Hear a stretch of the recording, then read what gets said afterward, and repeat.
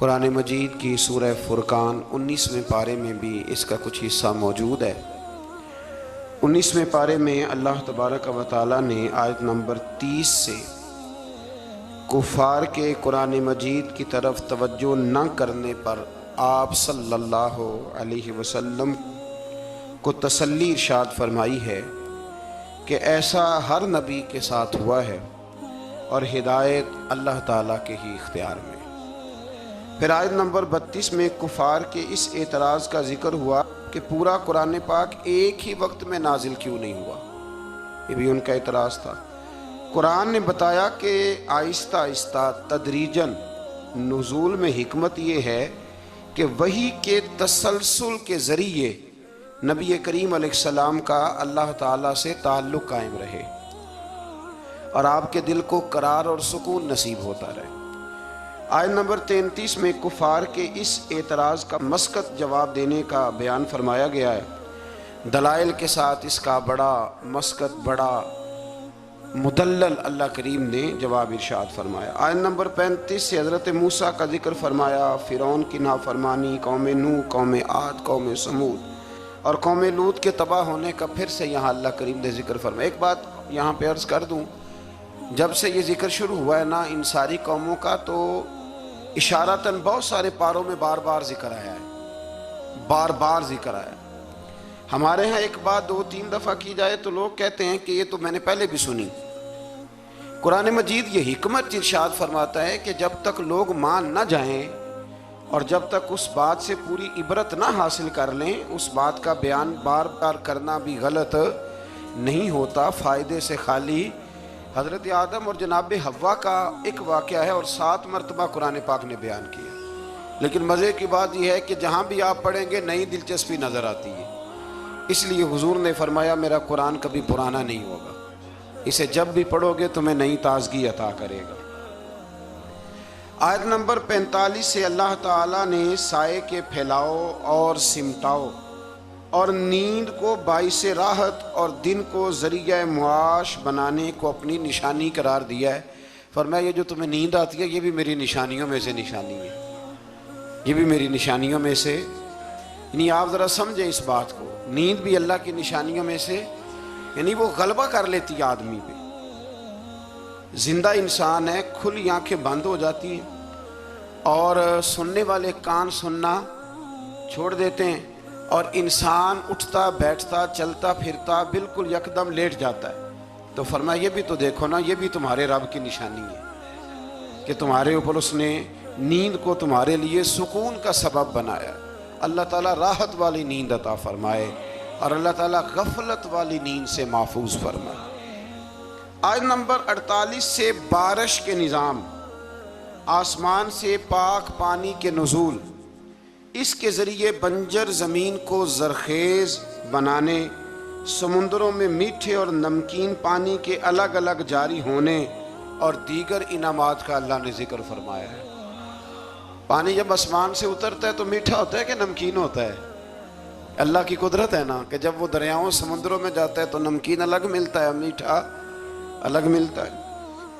آیت نمبر 54 میں بتایا کہ انسان کا جوہر تخلیق پانی ہے، بنیادی طور پر یہ بھی پانی سے پیدا کیا گیا، پھر اس کے ذریعے نسب اور سسرال کے رشتے قائم کیے گئے، یعنی سسرال کے رشتے یہ بھی اللہ تبارک و تعالیٰ نے قرآن مجید میں اس کا بھی ذکر ارشاد فرمایا۔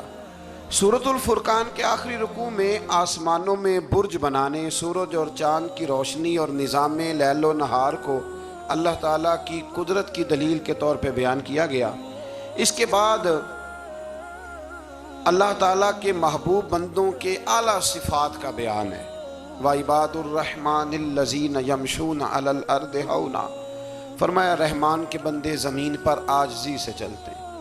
وَإِذَا خَاطَبَهُمُ الْجَاهِلُونَ قَالُوا سَلَامًا، جاہل ان سے الجھنا چاہیں تو وہ الجھتے نہیں، بلکہ وہ ایک بات ذرا میرا دل ہے یہاں کہہ دوں، ایک آدمی نے نا الف با تا سا سے لے کر پورا قرآن مجید پڑھا ہے، پھر اس کے بعد اس نے اس کی کچھ نہ کچھ تجوید بھی پڑھی، پھر کچھ نہ کچھ ترجمہ بھی پڑھا، سمجھ لیں کہ 30 پاروں کا خالی ترجمہ ایک بندہ پڑھ گیا ہے۔ اور ایک شخص اس کے سامنے آ کے بیٹھا ہے جسے سورۃ اخلاص کا ترجمہ بھی ٹھیک نہیں آتا. اب وہ جو پڑھا لکھا آدمی ہے وہ دلیل کیسے دے گا، اس کو سمجھائے گا کیسے؟ اس لیے کہ اس کی سوچ ہی نہیں ہے، اس کو پتہ ہی نہیں ہے. شیخ سعدی فرمایا کرتے تھے کہ ان پڑھ انسان کے سامنے کتاب اور اینٹ برابر ہوتی ہے، اس لیے کہ نہ وہ کتاب کو پڑھ سکتا ہے اور نہ وہ اینٹ کو، تو اس کے لیے تو برابر ہے. ان پڑھ بندے کو مسئلہ سمجھانا اور کسی بیوقوف کو بات سمجھانا اور پھر اس سے اگلی بات. کچھ لوگوں نے کچھ چیزوں کا ذائقہ چکھا ہوتا ہے، ان کو اطمینان قلبی نصیب ہوا ہوتا ہے. کچھ لوگ بالکل اس سے ناآشنا ہوتے ہیں. اب وہ جو ناآشنا بندہ ہے نا، وہ بحث کرتا ہے، وہ کہتا ہے جی کس طرح ہو سکتا ہے، یہ مطلب ہو کیسے سکتا ہے، ممکن کیسے؟ جب تک انسان ماں باپ سے پیار نہیں کرتا تو ماں باپ کی محبت کی چاشنی کی اسے خبر نہیں ہوتی، اور جب تک اس کے بچے نہیں ہوتے محبت پدری اور ماں کی ممتا، ان دونوں چیزوں کی اسے خبر نہیں ہوتی. تو اس لیے اللہ کے بندوں نے پھر ان لوگوں سے بحث نہیں کی. بہت سارے لوگ ایسے ہیں جو کہتے ہیں کہ میں اس چیز کو سمجھوں جس کو وہ سمجھ سکتے نہیں. اس لیے کہ ایک شخص نے 8 سال لگائے، 10 سال لگائے. قرآن مجید کی تفسیر سے پہلے بہت ساری امدادی کتب ہم بچوں کو پڑھاتے ہیں بہت ساری چیزیں سمجھنے کے لیے. تو جہلاء بحث کرتے ہیں، بحث نہ کریں. اور جب آپ کو پتہ چل گیا سامنے والا جاہل ہے تو پھر اگر آپ نے بحث کی تو اس کا مطلب ہے کہ آپ بیوقوف ہیں، آپ نے یہ غلط کام کیا.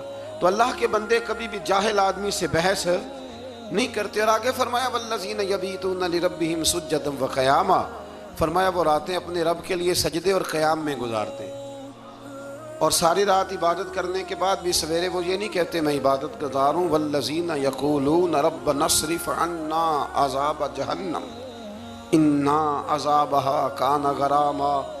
سویرے اٹھ کے کہتے ہیں اے اللہ ہمیں جہنم کے عذاب سے محفوظ رکھنا، بے شک تیرا عذاب گلے میں اڑ جانے والا ہے. غراما، اے اللہ تیرا عذاب گلے میں اڑ جانے والا ہے، اے اللہ ہمیں اس سے نجات عطا فرما.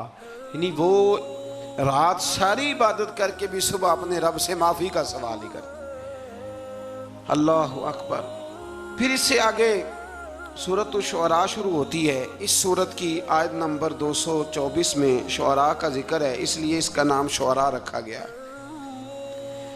آیت نمبر 7 میں اللہ تعالیٰ نے زمین سے مختلف قسم کے پودے کے اگانے کو اپنی قدرت کی نشانی بتایا.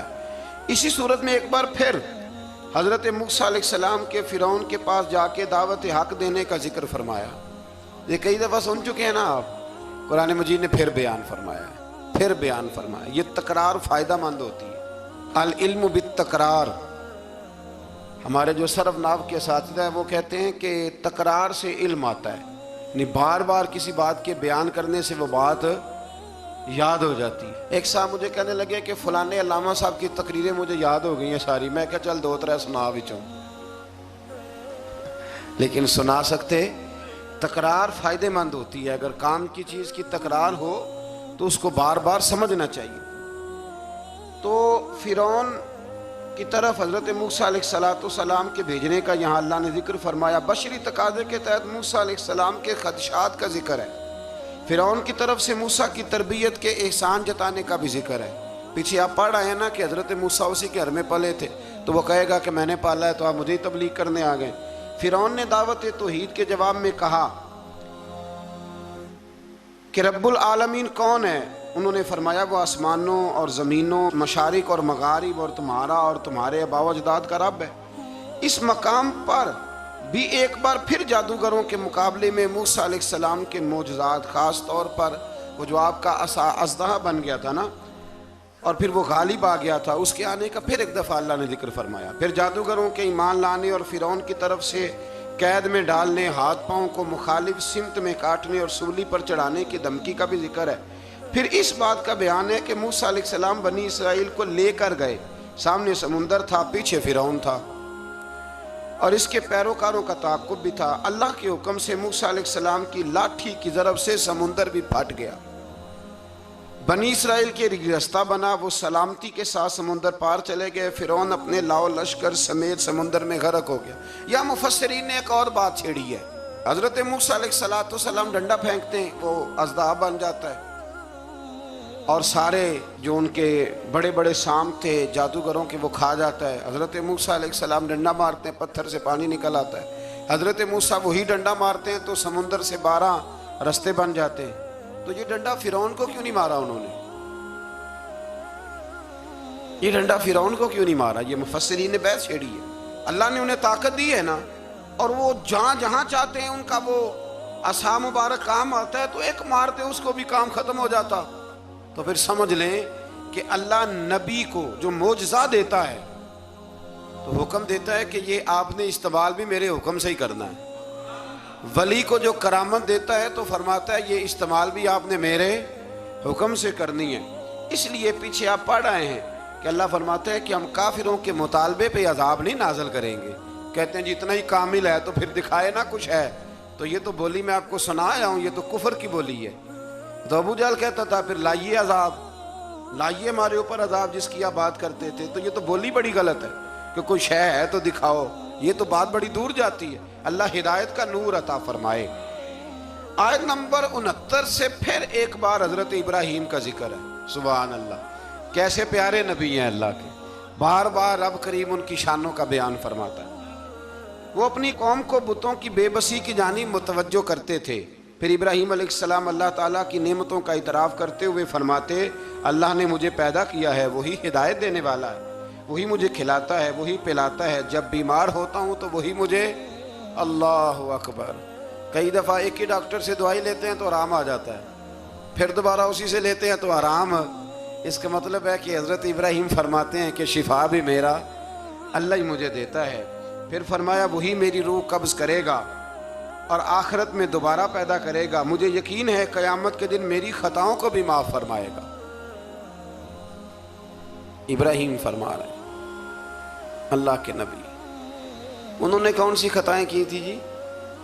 ساری زندگی اللہ کی راہ میں جہاد کرتے گزر گئی، پھر بھی ڈر کے دعا مانگتے ہیں۔ سنگیو غافل نہ بنے، غافل، ہر وقت معافی مانگنا یہ اللہ کے بندوں کا طریقہ ہے۔ میرے رسول کریم علیہ السلام نے فرمایا میں دن میں 100 دفعہ اپنے رب سے استغفار کرتا ہوں۔ بار بار استغفار کریں، بار بار اس سے معافی مانگیں، وہ معافی مانگنے والے سے بڑا ہی راضی ہوتا ہے۔ اللہ توفیق عطا فرمائے۔ یہ انبیاء کا ہمارے لیے تعلیم ہے، یہ تعلیم امت ہے، ورنہ انہوں نے کون سی خطائیں کی؟ اللہ اکبر۔ پھر فرمایا وہ دعا کرتے ہیں کہ اے میرے پروردگار تو مجھے صحیح فیصلہ کرنے کی قوت عطا فرما اور مجھے نیک بندوں کے ساتھ ملا دے۔ پڑھنا ذرا گھر جا کے سورہ شعراء، آپ کو سمجھ آئے گی۔ اللہ کے نبی دعائیں مانگتا ہے یا اللہ ہمیں نیکوں کی سنگت عطا فرما۔ ہمارے زمانے میں ضرورت ہی کوئی نہیں نیکوں کی، اور پھر سنگت، پھر ان کے ساتھ رہنا، پاس بیٹھنا، اس کی ضرورت ہی کوئی نہیں۔ سارے خود ہی بڑے بڑے پیرے کامل ہیں، بلکہ اب تو بہت سارے لوگ کہتے ہیں پیر صاحب کو بھیجو تھوڑی دیر میرے پاس بیٹھے میں کو سبق پڑھاؤں، معاذ اللہ تعالیٰ۔ اے اللہ بعد میں آنے والے لوگوں میں میرا ذکر خیر سچائی کے ساتھ جاری فرما، مجھے جنت کی نعمتوں کا وارث بنا اور مجھے قیامت کے دن رسوا نہ فرمانا۔ یہ پتہ کیا ہے؟ یہ نہ بندے کا اللہ سے رشتہ ہے، یہ رشتہ ہے۔ بندہ جب اس کی نعمتوں کو سوچتا ہے اور پھر اپنے روزمرہ کی عبادت کو، نیکی کو سوچتا ہے، تو پھر کہتا ہے اللہ تو نے بڑا دیا ہے، مجھے رسوا نہ کر دینا۔ یہ کئی دفعہ خفیہ تدبیر بھی ہوتی ہے نا، ہاں یہ کئی دفعہ بہت شانیں جب مل جاتی ہیں تو خفیہ تدبیر بھی ہوتی ہے، خفیہ تدبیر بھی ہوتی ہے۔ ایک درویش کہا کرتے تھے کہ جب اللہ تعالیٰ تمہیں دنیا میں بہت سارا اجر دے دے نا، نیکیاں دے دے، پیار کرنے والے دے دے، دولت دے دے، تو پھر بھی اللہ سے ڈرا کرو کہیں ایسا تو نہیں کہ وہ ساری نیکیوں کا اجر دنیا میں دینا چاہتا ہے اور آخرت میں تمہارا حصہ ہی کوئی نہیں، سارا کچھ یہی نہ دے دے۔ اس لیے اس کی بارگاہ ناز میں یہ بھی دعا فرمائیں کہ اللہ قیامت کی رسوائی سے محفوظ فرمائے۔ اللہم استرنا بسترک الجمیل، اللہ سونے پردوں میں سے ایک پردہ نصیب فرما۔ آیت نمبر 91 سے متقین اور سرکش لوگوں کے ساتھ ہونے والے سلوک کا ذکر فرمایا۔ ایک نے ساری زندگی تقویٰ کیا، ایک نے سرکشی کی، گھوڑوں کی طرح بھاگا، مرضی کی زندگی جیا۔ اللہ نے دونوں کا ذکر فرمایا۔ اور فرمایا گمراہ لوگوں کے جہنم میں آپس میں لڑنے اور ہر طرف سے نا امید ہونے اور ان کے دنیا میں واپس جا کر ایمان لانے کی ناممکن خواہش ہے۔ یہاں بڑے لوگ کہتے ہیں جی اللہ چاہے اور نیکوکاروں کو جو ہے وہ معاذ اللہ دوزخ میں ڈال دے اور ہمیں اللہ چاہے تو بخش دے۔ جس نے اٹھتی ہوئی جوانی میں بھی اپنی نظر جھکا کے رکھی اور جیب میں لاکھوں کروڑوں ہونے کے باوجود بھی اپنے رب کی رضا والی بات کی، اور تو ساری زندگی گزارے بے حیائی اور فحاشی میں اور دعوے تو عجیب کر دے۔ اللہ بے نیاز ضرور ہے پر بے انصاف نہیں، بے نیاز ضرور ہے پر وہ بے انصاف، یہ سمجھ لیں۔ ہاں کسی کو یہ دعویٰ نہیں کرنا چاہیے کہ میں نیک ہوں تو جنت میرے نام الاٹ ہو گئی ہے، دعا کرنی چاہیے اور اس کی بارگاہ میں معافی چاہنی چاہیے، لیکن یہ جو گناہگار پھر دلیروں جیسی باتیں کرتے ہیں نا، اس کا تو معاملہ یہ ہے کہ ایک گناہگار اوپر سے سینہ زور، یہ ظلم ہے، یہ جبر ہے، اس سے بچیں۔ ہاں اگر کوئی رب کی رحمت کا بازو تھام کے بات کرے گا تو اللہ بڑا ہی کرم فرمانے والا ہے۔ آیت نمبر 105 سے نوح علیہ السلام کی دعوت حق کا ذکر ہے۔ وہ رسول امین تھے، سرکش لوگوں نے کہا ہم آپ پر کیسے ایمان لائیں، آپ کے پیروکار تو پسماندہ لوگ ہیں۔ یہ نوح علیہ السلام کی قوم کا ذرا انداز سن لیں، کہنے لگے پسماندہ سے غریب سے بندے آپ کے کلمہ پڑھنے والے ہیں، ہم چودھری ہو کہ آپ کو مان جائیں، یہ کیسے ہو سکتا ہے؟ پھر نوح علیہ السلام اللہ تعالیٰ سے اپنے اور اپنی قوم کے درمیان آخری فیصلے کی دعا مانگتے ہیں۔ اللہ تعالیٰ ان کو اور ان کے پیروکار مومنوں کو کشتی کے ذریعے نجات عطا فرماتا ہے اور سرکش قوم طوفان میں ڈوب جاتی۔ آیت نمبر 124 سے حضرت ہود علیہ السلام اور ان کی قوم عاد کا ذکر ہے۔ اللہ تعالیٰ نے اس قوم پر نعمتوں کی فراوانی کی، چوپایوں، اولاد اور نہری باغات کی صورت میں فرمائی۔ انہوں نے مضبوط مکانات اور بلند مقامات پر عشرت گاہیں تعمیر کر لی۔ آج کل بھی فارم ہاؤس نہیں بن جاتے جلدی سے، فارم ہاؤس بن جاتے۔ بالآخر نبی کی تکذیب کی بنا پر اللہ نے اس قوم کو بھی ہلاک کر دیا۔ پھر آیت نمبر 141 سے حضرت صالح علیہ السلام اور ان کی قوم سمود کی نافرمانیوں کا ذکر ہے۔ ان پر اللہ تعالیٰ نے نعمتوں کی فراوانی فرما رکھی تھی، میٹھے چشمے، باغات، زرخیز زمین کی کثرت، پہاڑوں کو تراش کر مکان بناتے تھے، لیکن جب انہوں نے ناقۃ اللہ یعنی اللہ کی اونٹنی کی بے حرمتی کی تو ان پر عذاب نازل ہوا۔ تو جو ناقۃ اللہ کی بے ادبی کرے، اللہ کی اونٹنی کی، اس پر عذاب نازل ہوتا ہے، تو جو رسول اللہ کی بے ادبی کرے اور جو اولیاء اللہ کی معاذ اللہ بے ادبی کرے، اس کا کیا حال ہوگا؟ اللہ تعالیٰ ہدایت کا رستہ نصیب فرمائے۔ آیت نمبر 160 سے لوط علیہ السلام اور ان کی قوم کا ذکر ہے۔ اس قوم کی بدعمالیوں کا ذکر ہے کہ وہ حلال بیویوں کو چھوڑ کر غیر فطری طریقے سے اپنی جنسی خواہش پوری کرتے، گناہ کے اڈے آباد کرتے۔ لوط علیہ السلام کی بیوی بھی ان کے ہم خیال تھی۔ بالآخر اللہ تعالیٰ نے اس قوم کو بھی تباہ و برباد کیا۔ پھر شعیب علیہ السلام اور ان کی قوم کا ذکر ہے۔ یہ لوگ اصحاب الایکہ کہلاتے تھے۔ یہ لوگ لین دین کے وقت ناپ تول میں ڈنڈی مارتے۔ ان کی سرکشی کا یہ عالم تھا کہ نبی سے کہتے اگر آپ سچے ہیں تو ہم پر آسمان کیوں نہیں پھٹ پڑتا۔ پھر اس قوم پر بھی عذاب نازل ہوا اور وہ تباہ و برباد کر دیے گئے۔ لوط علیہ السلام کی بیوی بھی ساتھ رہتی تھی لیکن کافروں کی ہم خیال تھی، اور نوح علیہ السلام کا بیٹا بھی اور ان کے گھر والے بھی کچھ اسی طرح کے تھے۔ ایک بات ذہن میں رکھیں، دو بھائی اکٹھے رہتے ہیں، دونوں نے اپنی اپنی قبر میں جانا ہے۔ کسی گھر کا ایک فرد اگر غلط ہوگا تو اس سے مراد وہ پورا خاندان نہیں ہوگا۔ اس لیے قرآن مجید نے کہا ہے کہ کوئی قیامت میں ایک دوسرے کا بوجھ نہیں اٹھائے گا، سارے اپنا اپنا ہی اٹھائیں گے۔ آیت نمبر 192 میں بتایا کہ قرآن اللہ کا کلام ہے جسے واضح عربی زبان میں جبریل امین نے محمد الرسول اللہ صلی اللہ علیہ وسلم کے قلب پاک پر نازل گئے۔ قرآن کے لفظ نزل علی قلبک، محبوب ہم نے آپ کے دل پر اسے نازل فرمایا۔ یہ بڑی کمال کی بات ہے، محبوب ہم نے آپ کے یعنی کلام اللہ کا اور حضور کے یعنی محبوب اور محب کی جو باتیں ہوتی ہیں نا، وہ اگر جملوں میں بھی ہوں تو جا کے ٹکراتی سیدھی دل کے ساتھ ہیں۔ ان آیات میں یہ بھی بتایا کہ جن قوموں کا نام و نشان مٹا دیا گیا، اللہ تعالیٰ نے اتمام حجت کے لیے ان کے پاس رسول بھیجے وہ کہے نہ کہ کوئی ڈرانے والا نہیں آیا۔ قرآن مجید کا مطالعہ کرنے والوں کے لیے غور و فکر کا مقام ہے کہ جن بدعمالیوں کے سبب پچھلی امتوں کا نام و نشان مٹا دیا گیا، آج وہ ساری خرابیاں اس امت میں بھی جمع ہو چکی ہیں۔ وہ سارے گناہ لوط علیہ السلام کی قوم جو کام کرتی تھی وہ آج یہاں نہیں ہو رہا، وہ یہاں نہیں ہو رہا۔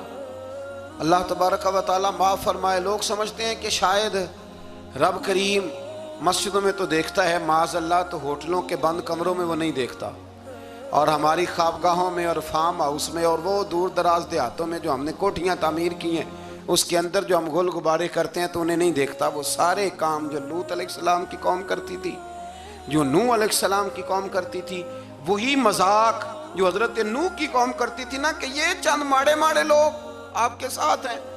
بہت سارے میں نے وڈیروں کو آج علماء اور مشائخ کا اس طرح مذاق اڑاتے دیکھا ہے، یہ 4 بندے چھوٹے چھوٹے آپ کے ساتھ ہیں۔ بھائی نہیں وہی جملہ جو نوح کی قوم کہا کرتی تھی، لیکن پھر بچے تو وہی ماڑے ماڑے نا، پھر بچے نا وہ ماڑے ماڑے کے، تو کدھر گئے وہ اونچی کلگیوں والے؟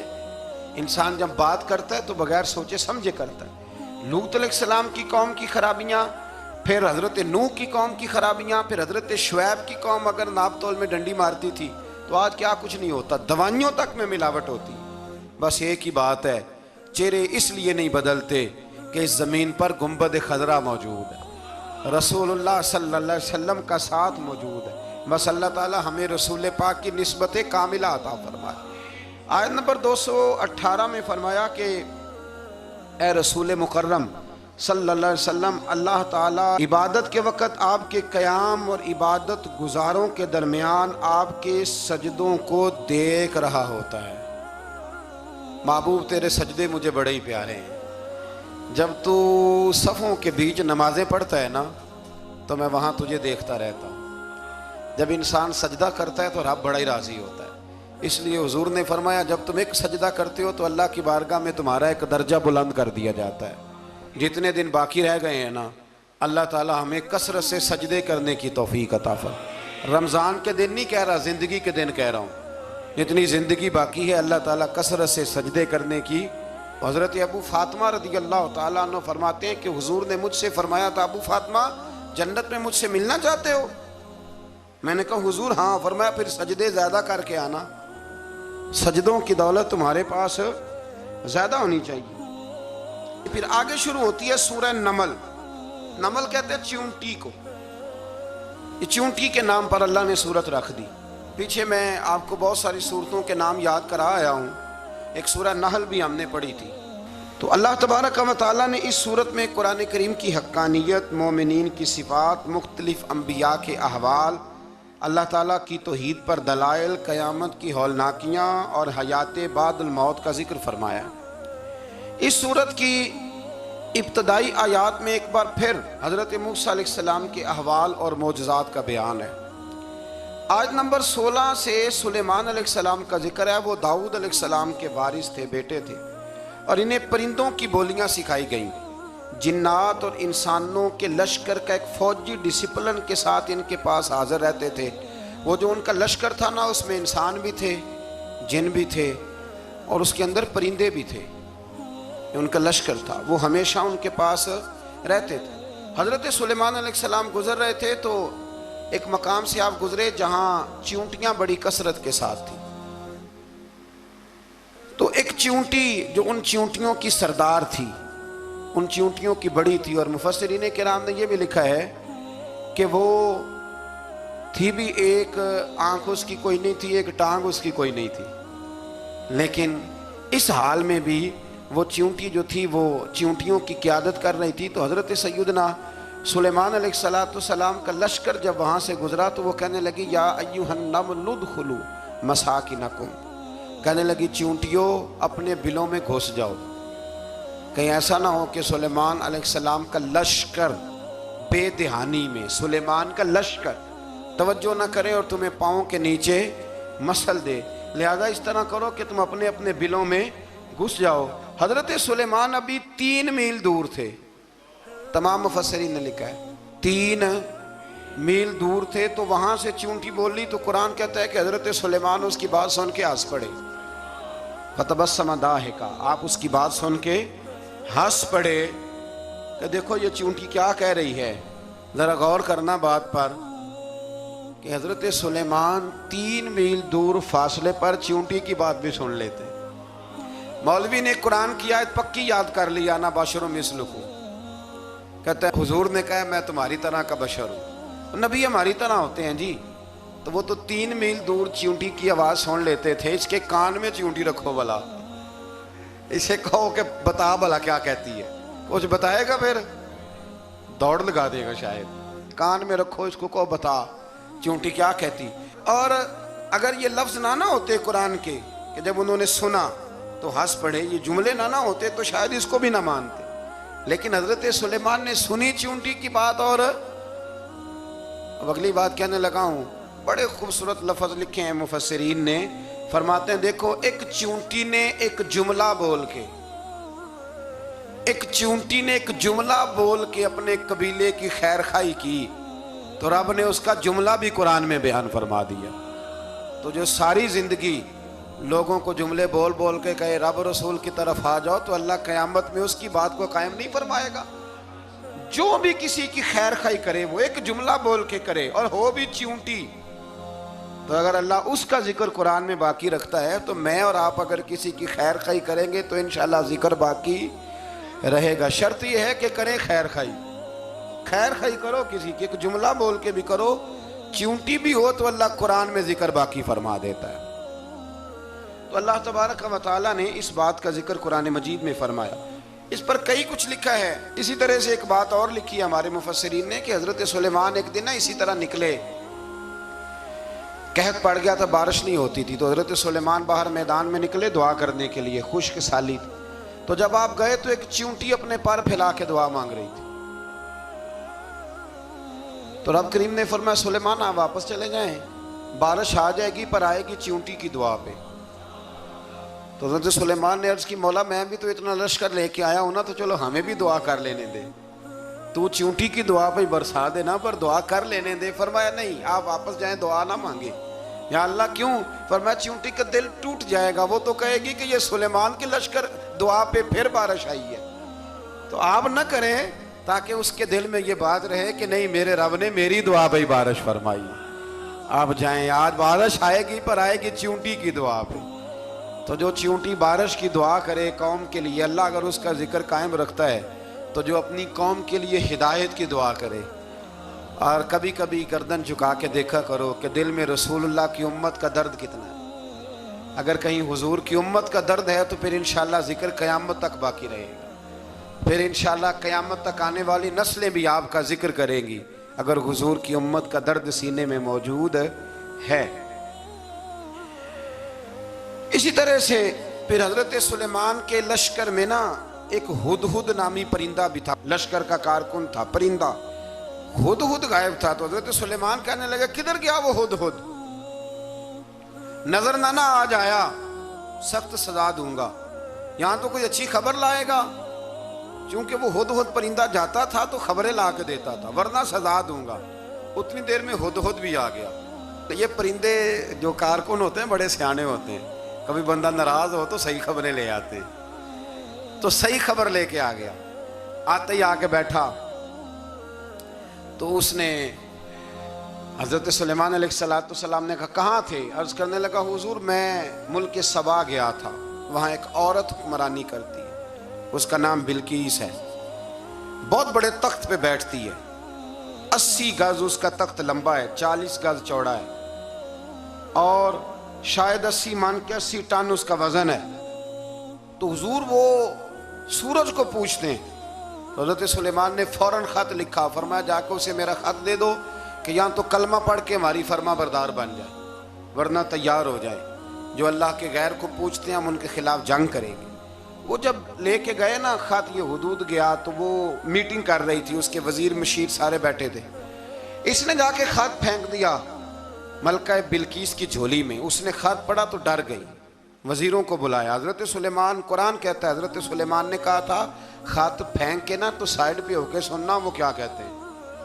بندوں کے لیے منع ہے، پرندوں کے لیے جائز ہے، بندوں کے لیے منع ہے سائیڈ پہ ہو کے سننا، ہاں جس کی جاسوسی کی ڈیوٹی ہو، کفر کی جاسوسی کی، اس بندے کے لیے بھی جائز ہے۔ تو یہاں ایک تو وہ پرندے تھے، دوسرا کفر کی جاسوسی کر رہے تھے۔ سائیڈ پہ ہو کے سننے لگے تو ملکہ بلقیس کہنے لگی اب کیا کرنا ہے، یہ خط آیا ہے۔ تو وہ کہنے لگے ہم تیار ہیں، آپ حکم کریں، ہم لڑنے کو تیار ہیں، لڑیں گے۔ وہ کہنے لگی نہیں تیزی نہ دکھاؤ، قرآن مجید کہتا ہے کہ وہ کہنے لگی جب لڑائیاں ہوتی ہیں تو شہر تباہ ہوتے ہیں، ملک کھنڈر بن جاتے ہیں، لڑائی مسئلے کا حل نہیں ہے۔ انہوں نے کہا کہ میں نبی ہوں، تو ایک دفعہ آزما لیتے ہیں کہ نبی ہیں کہ نہیں، معاذ اللہ آزما لیتے ہیں۔ کہا کیسے؟ کہنے لگی تحفے تحائف بھیجتے ہیں، اگر مال پر دل للچا گیا تو پھر نبی نہیں بادشاہ ہے، اور اگر مال پر دل للچایا نہ تو پھر اللہ کے کامل بندے ہیں۔ یہ فرق اس نے اس وقت بیان کیا۔ اس نے 500 کنیزیں، 500 غلام، بڑے شاندار لباس پہنا کے، 500 گھوڑا بڑا تگڑا، اس کے اوپر مال و اسباب رکھ کے تیاری کرا کے حضرت سلیمان کی طرف بھیجا۔ ہدہد پہلے سے خبر لے کے آ گیا، حضور اس نے یہ پروگرام بنایا ہے۔ وہ جب آیا سارا کچھ تو حضرت سلیمان دیکھ کے جلال میں آ گئے، فرمانے لگے اسے جا کے کہہ دو تو مجھے کیا تحفے بھیجے گی، میرے رب نے مجھے مالا مال فرمایا ہوا ہے، انہیں مالا مال کیا میرے مالک نے، جا اسے جا کے کہہ تو کیا تحفے دے گی۔ جب رب دیتا ہے تو پھر کوئی کمی نہ وہ نہیں چھوڑتا۔ بندے کیا دے سکتے ہیں، بندے تو بیچارے 10 دے کے تو 10 دن ان کی آنکھیں نہیں کھلتی۔ فرمایا مجھے اللہ نے جو دیا ہے کیا بات ہے اس کے دینے کی، تو فرمایا اسے کہو یا فرما بردار ہو کے آ جائے یا جنگ کے لیے تیار ہو جائے، ہم اسے اس کے شہر سے ذلیل کر کے نکال دیں گے۔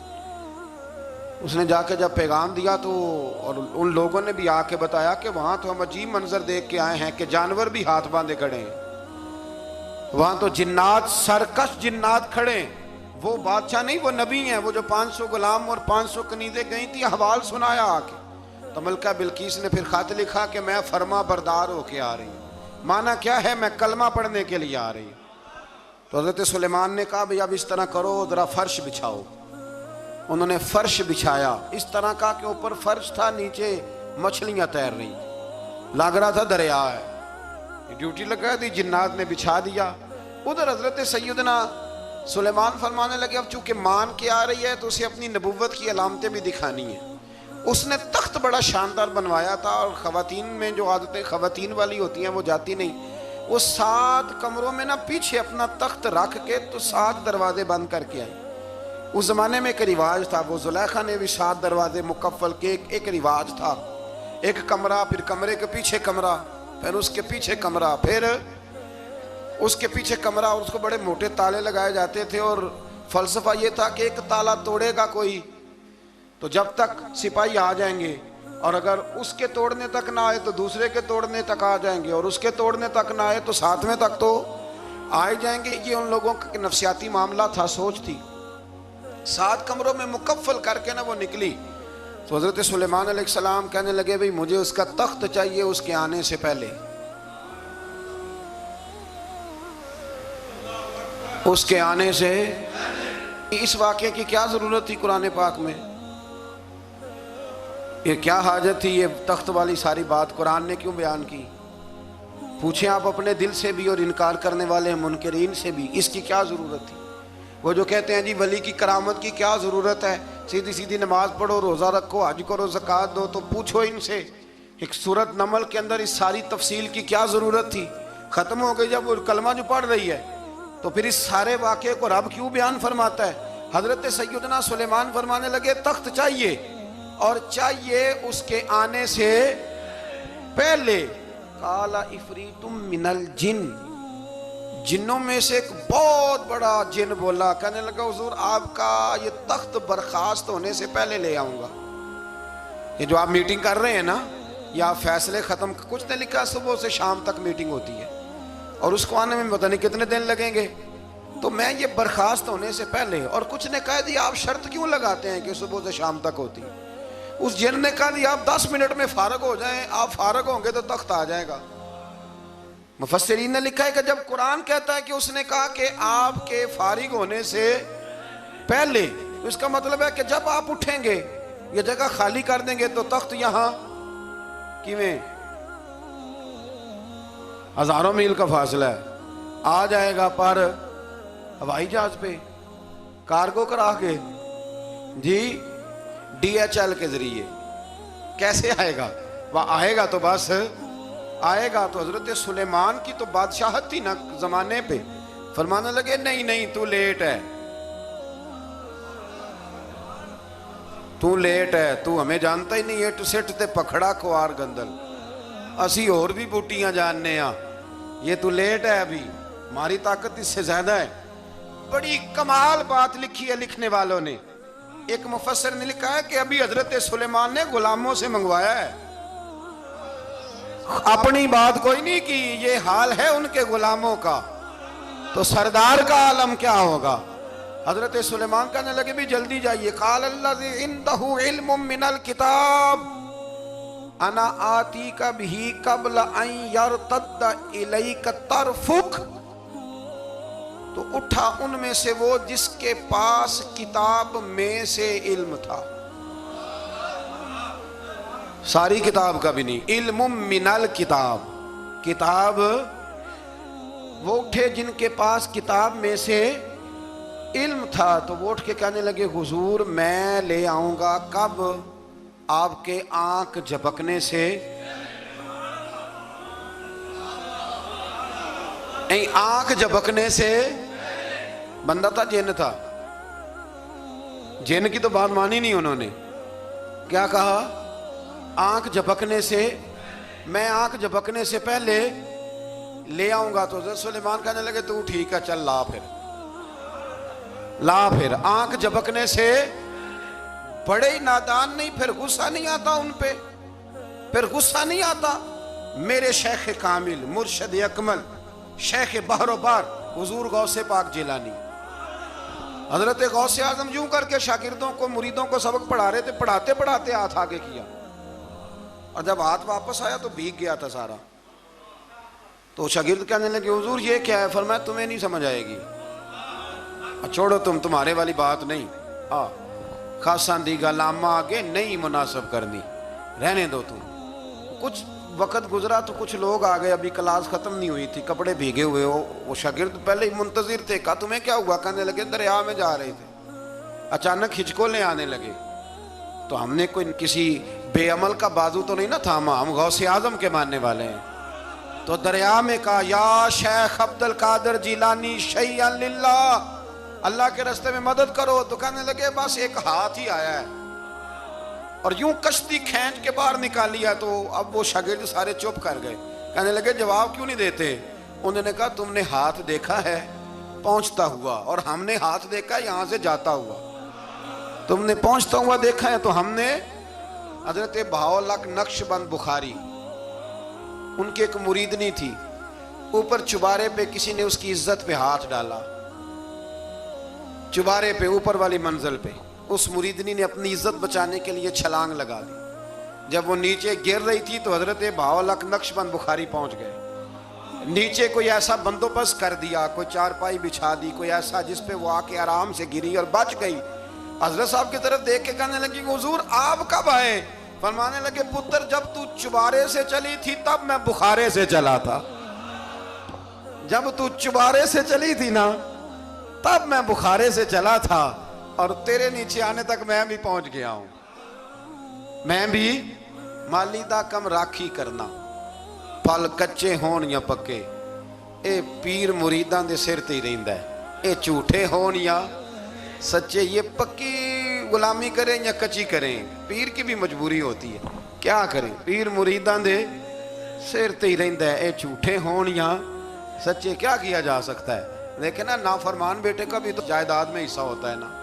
نافرمان بھی ہو تو جائیداد میں حصہ، تو چلو باپ ناراض رہے گا تو اللہ ناراض رہے گا، بات الگ ہے، پر جائیداد کا حقدار تو ہے نا، چاہے نافرمان ہی ہے. پیر مریداں دے سر تے ہی رہندا ہے، اے جھوٹے ہون یا. پھر وہ تخت آ گیا تو حضرت سلیمان سے پوچھا یہ کیا ہے؟ قال ھذا من فضل ربی. فرمانے لگے کچھ بھی نہیں. حضرت سلیمان کہنے لگے یہ میرے رب کا فضل ہے. شاید سب مفسرین نے بڑی بڑی باتیں کی ہوں، پر یہاں ایک قاضی ثناء اللہ پانی پتی رحمۃ اللہ علیہ کا فقرہ میں پڑھ رہا تھا، بڑا مزہ آ رہا تھا. قاضی صاحب فرمانے لگے اس آیت پہ، قاضی صاحب کہتے ہیں جن پر نرا فضل تھا ھذا من فضل ربی، نرا فضل۔ فرمایا ان کی تو اتنی طاقت ہے کہ وہ ہزاروں میل دور سے 80 گز لمبا 80 گز چوڑا تخت آنکھ جھپکنے سے پہلے لے آتے ہیں، اور جن کے بارے میں اللہ فرماتے ہیں وَبَشِّرِ الْمُؤْمِنِينَ بِأَنَّ لَهُم مِّنَ اللَّهِ فَضْلًا كَبِيرًا۔ فرمایا محبوب اپنے غلاموں کو خوشخبری دے دیں، باقیوں پہ نرا فضل تھا، ان پر تو فضل کبیر ہے، ان پر تو بڑا ہی فضل ہے اللہ کا۔ تو فرمایا جن پر فضل کبیر ہو، ایک نہیں، اس پر میں بڑے دلائل دے سکتا ہوں، کرامات اولیاء پر میں بڑے ہی دلائل دے سکتا ہوں، بڑے۔ غوث اعظم رضی اللہ تعالیٰ عنہ کے بعد بادشاہ آیا تو کہنے لگا پیر تب مانوں گا جب سیب کھلائیں گے، سیب کا موسم ہی نہیں تھا۔ تو حضرت صاحب آتے ہی اسے کہنے لگے اب تو میری ولایت کو سیبوں پہ تو نہ تولو، اب سیب کھلائے تو ولی یا نہ کھلائے تو ولی کوئی نہیں، یہ تو اب میری ولایت کو سیبوں پہ تو نہ تول۔ تو حضرت صاحب نے یوں ہاتھ اٹھایا تو اللہ نے 2 سیب عطا فرمائے۔ تو وہاں جملہ ہے حضور غوث اعظم کا، فرمانے لگے اگر اللہ حضرت مریم سلام اللہ جو بنی اسرائیل کی ولیہ ہیں، ولی ہے نا، وہ نبی تو نہیں نا، عورت نبی نہیں ہو سکتی، فرمایا اگر اللہ انہیں بغیر موسم کے پھل دے سکتا ہے میں تو محمد عربی کا نوکر ہوں۔ فرمایا اب نہ 2 سیب آئے تھے، تو وہ کہنے لگا میرے تو دل میں 1 سیب تھا نا، تو حضور غوث اعظم نے نا 1 سیب مجھے دیا، 1 میں نے کھایا تو 1 غوث پاک کھانے لگے۔ کہتے ہیں میں نے منہ میں رکھا ذرا ترش تھا، تو میرے چہرے کا وہ رنگ دیکھ کے نا، اثر دیکھ کے کہ تلخی محسوس، تو غوث اعظم کہنے لگے میرے والا کھا۔ تو 1 انہوں نے کاٹ کے ٹکڑا دیا، کہتے کھایا تو بڑا میٹھا تھا، تو میں نے کہا حضور آئے تو دونوں ہی غیب سے، تو آپ کے والا میٹھا ہے میرے والا کڑوا ہے، تو آپ فرمانے لگے آئے تو دونوں غیب سے تھے، پر ایک کو ذرا ظالم کے ہاتھ لگ گئے ہیں نا، اس کو تنبیہ بھی کر دی کہ ظلم سے باز آ جا، تنبیہ بھی کر دی، فرمایا ہاتھ ظالم کے لگے اس لیے ترش ہو گیا سیانا بن، 1 نہیں 20 درجنوں۔ لیکن پتہ نہیں کیوں لوگ اڑ گئے، پتہ نہیں کیوں کڑ کے آ گئے کرامت اولیاء کے معاملے میں بالکل۔ اور پھر کسی حدیث میں یہ نہیں آیا کہ اس زمانے میں ولی ہوں گے تو اس زمانے میں ولی نہیں ہوں گے، حضور نے فرمایا میری امت کبھی گمراہی پر جمع نہیں ہوگی۔ اقبال کہتے ہیں اولیاء کیا ہوتے ہیں، اولیاء کیا ہیں، جواسیس القلوب۔ اقبال کہتا ہے ولی کا بہت بڑا ولی تم نے دیکھنا ہو تو اسے دیکھو جو تیرے دل کا جاسوس ہے۔ چلو یہ مشکل بات ہے میں نہیں چھیڑتا، لیکن جو تیرے وہ جاسوسی کرتا ہے، پر کرتا ہے تیرے دل کی، وہ تیرے دل کا جاسوس ہوتا ہے ولی۔ اور اس پر حضور کی حدیث ہے، فرمایا اس کی فراست قلبی سے ڈر، یہ اللہ کے نور سے دیکھتا ہے، ڈر اس کی فراست قلبی سے، اللہ توفیق عطا فرمائے۔ بہرحال اس ولی کا نام تھا آصف بن برخیہ۔ آصف بن برخیہ جی حضرت سلیمان کے وزیر تھے۔ وہ آئی ملکہ بلقیس، اور جب وہ آئی نا تو اس نے دیکھا کہ یہ تو آگے سامنے حضرت سلیمان بیٹھے ہیں، اور جو رستہ ہے نا درمیان میں وہ فرش ہے کہ دریا ہے سمجھ نہیں آ رہی، تو اس نے نا اپنا یوں کر کے اوپر کپڑا اٹھانا شروع کر دیا کہ نیچے پانی ہے، تو حضرت سلیمان کہنے لگے چلتی آ، نیچے کچھ بھی نہیں۔ اس نے پیر رکھا، نیچے مچھلیاں بھی تیرتی جا رہی تھیں۔ حضرت سلیمان علیہ السلام، آج بھی اللہ نے توفیق دی ہے نا، لوگوں نے اس طرح کی تعمیرات بعد میں کی ہیں، لیکن اس کے موجد، اس کے پہلے بنانے والے حضرت سلیمان ہیں اللہ کی دی ہوئی توفیق سے۔ تو وہ ملکہ آپ کے پاس آئی، پھر وہ آپ کی فرما بردار ہو گئی، اور بعد مفسرین نے یہ لکھا ہے کہ اس نے جب کلمہ پڑھا تو پھر اس کا نکاح بھی حضرت سلیمان سے ہوا، یہ بھی بعض لوگوں نے لکھا ہے۔ تو اس سارے واقعے کو قرآن مجید نے بیان فرمایا ہے۔ پھر آیت نمبر 47 سے قوم سمود کا حضرت صالح علیہ السلام سے بدشگونی لینے کا ذکر ہے۔ اللہ تعالیٰ نے فرمایا بدشگونی اور نحوست اللہ کے نبی صالح علیہ السلام کی وجہ سے نہیں ہے، بلکہ تم ہی نحوست اور نامبارکی ہے اور تم فتنے میں مبتلا ہو گئے۔ عجیب بات ہے نا یہ بھی، کہ وہ کہا کرتے تھے کہ حضرت صالح علیہ السلام جب سے آئے ہیں ہم پہ طرح طرح کی مصیبتیں آنے لگ گئیں، یہ وہ قوم کہا کرتے تھے۔ آج بھی کچھ لوگ کہتے ہیں جی جب تک میں غلط تھا نا تب تک معاملات ٹھیک تھے، اب میں صحیح ہو گیا ہوں تو حالات، وہ خدا کے بندے جب تو ٹھیک ہوا ہے تو رب تجھے کندن بنانا چاہتا ہے۔ اللہ کریم وہ ساری کمزوریاں جو بظاہر انسانوں میں ہوتی ہیں مشکلات میں ڈال کے تو تیری مٹی اور گرد جھاڑنا چاہتا ہے، لیکن لوگ معاذ اللہ اس کو بدشگونی کہتے ہیں۔ اللہ سمجھنے کی توفیق عطا فرمائے۔ آیت نمبر 54 سے ایک بار پھر لوط علیہ السلام کی قوم کی فحاشی اور اس کے نتیجے میں پیدا ہونے والی تباہی اور بربادی کا ذکر ہے۔ بار بار اب اس لیے بیان کرتا ہے کہ فحاشی کرو گے تو آسمان سے پتھر برسیں گے، اور پتھر اب اس طرح نہیں برس رہے جس طرح ان قوموں پہ برسا کرتے تھے برس رہے ہیں، پر ہمیں نظر نہیں آتے۔ بڑا کچھ ہی ہو رہا ہے، بڑی ساری تباہی اتر رہی ہے، بڑے فتنے پیدا ہو رہے ہیں۔ اور میں اکثر کہا کرتا ہوں کہ فحاشی جب عام ہوتی ہے پھر تباہی ہوتی ہے۔ فحاشی عام ہو گئی ہے، فحاشی عام ہو گئی، گندے چینل عام ہو گئے، بے حیائی اور یعنی یہ روڈ پہ گندے کبھی بورڈ لگے ہوتے تھے تو آپ یقین کریں میں نے کانوں سے سنا ہے، بزرگ کہا کرتے تھے دیکھو جی انہوں نے کس طرح کی بی بی کی تصویر لگا دی۔ بہت زمانہ نہیں گزرا، مجھے یاد ہے ہم چھوٹے تھے تو صابن پر ایک دفعہ فوٹو چھپ گئی مرد عورت کی کٹھی، تو اتنا احتجاج ہوا، شاید میں کہیں فائلوں میں تلاش کروں تو نوائے وقت کی وہ مجھے کٹنگ مل جائے کہ وہ صابن نے ریپر سارا ضائع کیا۔ اب کون اعتراض کرنے والا ہے؟ کوئی ایسا شخص جو اعتراض کرے؟ بڑے بڑے گندے بورڈ لگے ہوئے ہیں، یہ بے حیائی ہجان پیدا کرتی ہے۔ میں نے آپ کو قرآن مجید سنایا نا کہ اللہ فرماتا ہے کہ جو عورتیں بوڑھی ہو گئی ہیں اب نکاح کی قابل نہیں رہی، وہ پردہ نہ بھی کریں تو ان کو گنجائش ہے، لیکن اس کے بعد کا اگر کر لیں تو ان کے لیے بھی بہتر ہے۔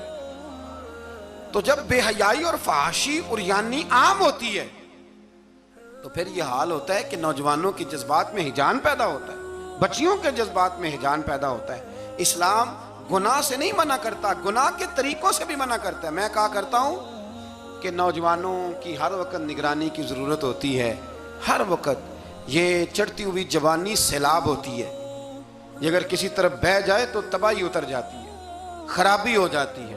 اقبال نے نا اپنے بیٹے کو ایک دعا دی تھی، ایک دعا۔ میری علامہ شاہ احمد نورانی صاحب رحمۃ اللہ علیہ سے پہلی ملاقات ہوئی تو اب تو خیر یہ رواج ہے نا تصویریں لینے کا، اس وقت آٹوگراف لینے کا رواج ہوتا تھا۔ تو میں طالب علمی کا زمانہ تھا، میں ڈائری لکھا کرتا تھا۔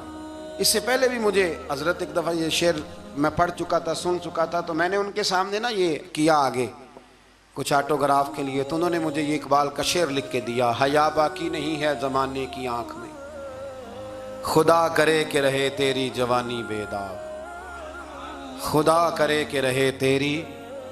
اقبال نے یہ نہیں کہا اپنے بیٹے سے، یہ بیٹے کا نام لکھی کہ تیری آنکھ میں حیا نہیں، بلکہ کہا حیا باقی نہیں ہے زمانے کی، زمانہ بے حیا ہے۔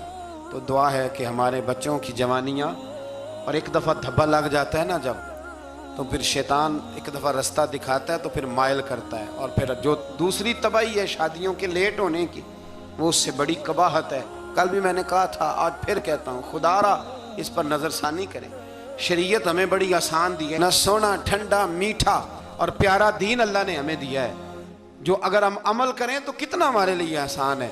ہم نے اپنے لیے مشکلات اکٹھی کر لی ہیں۔ اللہ تعالیٰ سب کے حق میں آسانیاں فرمائے، اور اس کی بنیاد وہی معاملہ ہے کہ اگر بے حیائی کو کنٹرول کیا جائے تو اس طرح کے سارے واقعات کو کنٹرول کیا جا سکتا ہے۔ اور اگر وہ والی سزائیں دی جائیں جو اسلام نے رکھی ہیں، اسلام نے رکھی ہیں، سنسار کرنے والی اور چوک میں سنسار کرنے والی، اس کو روڑے مارو، اگر شادی شدہ ہے تو چوک کے اندر اسے سنسار کرو، اس کو بھگاؤ، پیچھے سے روڑے مارو، اگر یہ والی سزا دی جائے تو نشان عبرت بن جائے۔ لیکن ہمارا قانون ہے نا، کہتے ہیں جی گنجائش نہیں اس میں، بھئی اللہ رسول کا نظام عمل کرنے کے لیے گنجائش نہیں۔ اللہ تبارک و تعالی ہمیں سمجھنے کی توفیق عطا فرمائے۔